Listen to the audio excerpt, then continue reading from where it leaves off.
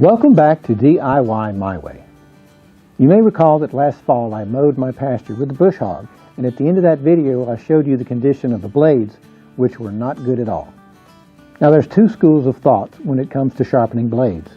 And one school is you never sharpen them. You just leave them as is and replace them when they're totally worn out. And the other school is you sharpen them from time to time. I'm going to cover the main points of both schools of thought around blade sharpening or not. The argument for never sharpening your brush hog blades goes like this. It's a brush cutter, not a finish mower. You don't need a sharp blade to cut brush. A dull blade leaves brush stumps shredded instead of clean cut, which is more damaging to most brush, making it harder for them to grow back. Sharpening the blade creates a lot of heat, which hardens the steel edge, making it more brittle so that it breaks rather than bends. When the blades get too beat up or out of balance, you replace them. So if you haven't ever sharpened your blades and you don't want to, this is your rationale. The argument for occasionally sharpening your brush blades goes like this. A moderately sharp edge cuts grass cleaner, which is less damaging to the grass, especially in dry conditions. Brush hogs aren't used just to cut brush and sapling trees. Most folks use them to cut pastures and open fields. A sharp blade is more likely to cut grass than to just beat it down flat. A sharp blade requires less power from your tractor and decreases wear and tear on your tractor's PTO and drivetrain. Since sharp blades require less power, fuel efficiency is increased.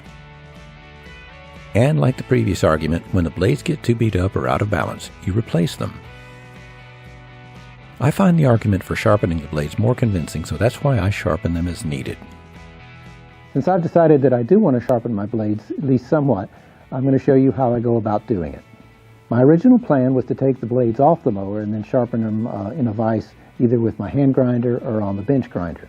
Unfortunately, I found it impossible to get the blades off with the tools that I had on hand, which included a small air wrench, which was not nearly powerful enough to do it, and a breaker bar, even with a cheater bar on top of that. And some hammers, I could not break the nuts loose. So I'm going to have to sharpen them in place. Here's a look at my attempts to remove the blades. The nut that holds the blades are 1 1/16 inches, so I had to buy a set of big sockets. First, with a much too small pneumatic impact wrench and a much too small air compressor. Not a chance. I thought that would be the case, but I had to try it anyway.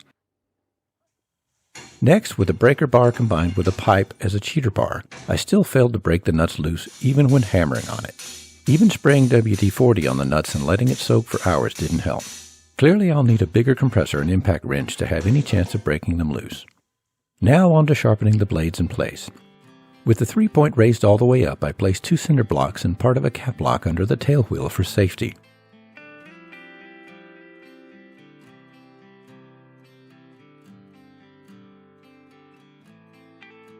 Next, I put jack stands under the front edges of the brush hog. By the way, the PTO shaft is not connected to the tractor. Here's a closer look at the blade edges, which is being generous. There's really not much of an edge left. This one, it's pretty dull. Again, doesn't have to be razor sharp, but we're going to put a little bit of an edge on it to help it cut grass better. This one is in worse shape. It's obviously found some rocks along the way, so it's got some bad dings in it. So I'm just basically going to try to polish off these bumps, taking care to take the same amount of metal off both. Since I can't get the blades off, I can't weigh them to keep them balanced, so I'm going to have to be careful to eyeball the amount of material I take off to keep them within a few ounces of each other so that I don't have terrible vibration with this thing going. To keep the thing from free spinning, I'm going to put this socket wrench on here, and that will limit its movement. Now the idea here is I'm going to use a full face shield for protection working under here. I'm not going to get my body all the way under here. I'm just going to reach under here with my arms. Even with it propped up and with jack stands and blocks, I'm taking no chances of getting my body all the way up under here.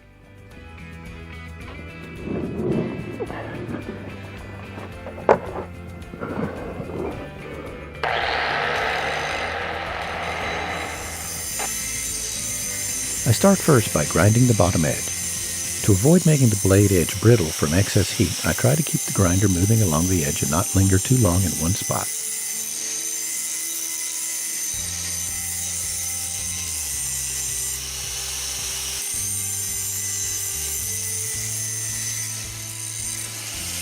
Same thing on the top edge.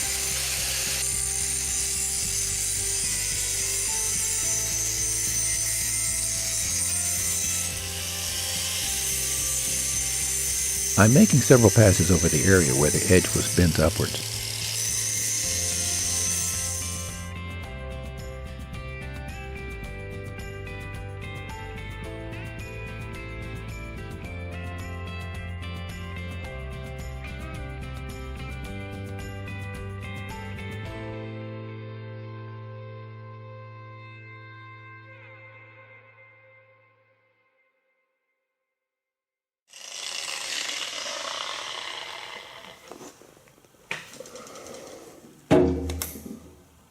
That's not bad.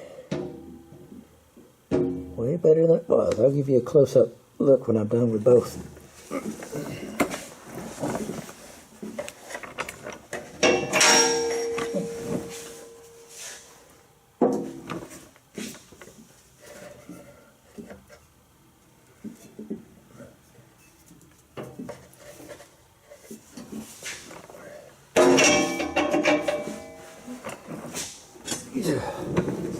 All right. This one isn't nearly as bad as the other one, so it'll be easier to get a decent edge on it.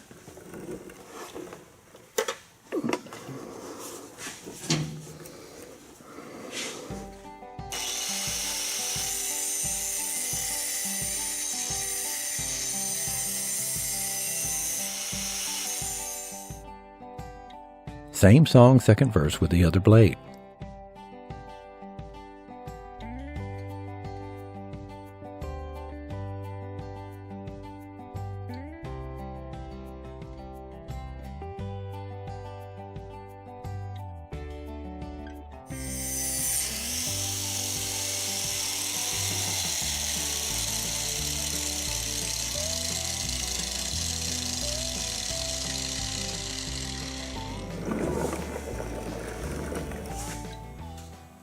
Actually got some sharpness to it.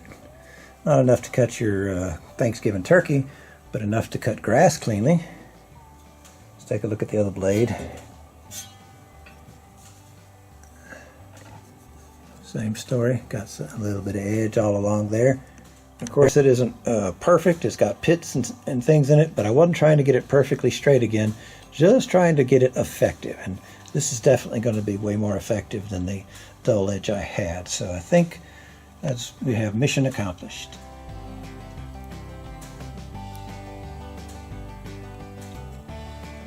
So now that the blades are sharpened, I have one more important test to do, and that is the vibration test. I start the engine, bring it up to about 1,000 RPM, then press the clutch, engage the PTO, then slowly release the clutch.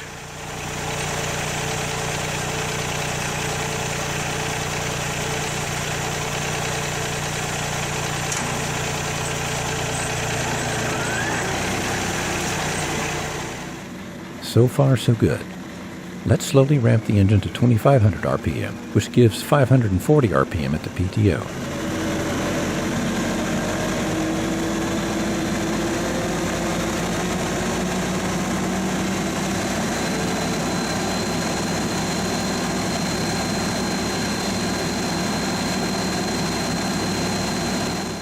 Nice and smooth, no significant vibration.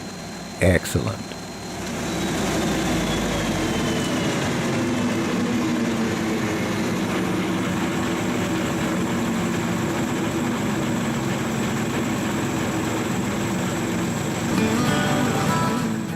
If you enjoy these videos, please help me keep them coming by clicking the like button, commenting below, and subscribing. Thanks for watching.